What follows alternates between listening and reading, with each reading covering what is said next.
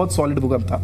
उसके बाद मैंने देखिए आपने कोई कुंडली ट्रंप कहाँ किस किस देश में डिस्टर्बेंस करेगा। एक सवाल, एक मेजर प्लेयर तो कहीं ना कहीं इसमें अमेरिका ही बनकर उभरा है कि कहीं ना कहीं जो जितनी भी डिस्टर्बेंस हो रही है उसका जो सेंटर अलायंस है या कहें कि सेंट्रल फोर्स है, यूएस है, यूनाइटेड स्टेट्स ऑफ अमेरिका है, और उसके आसपास ही इजराइल घूम रहा है, और इजराइल और अमेरिका ने हाथ मिलकर ईरान में किया।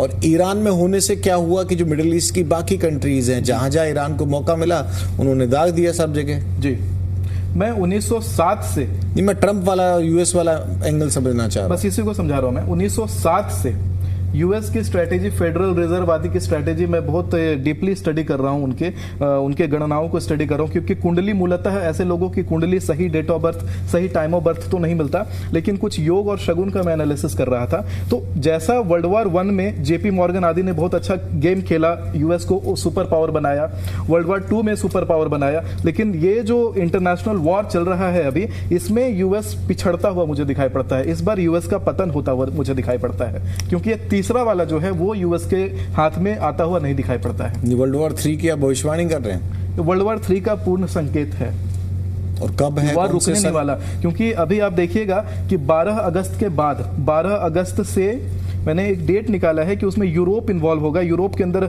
गृह युद्ध जैसी स्थिति आएगी, और वही आगे जाकर के और भड़क करके वो विश्व युद्ध जैसा बन सकता है। 13 अगस्त 2000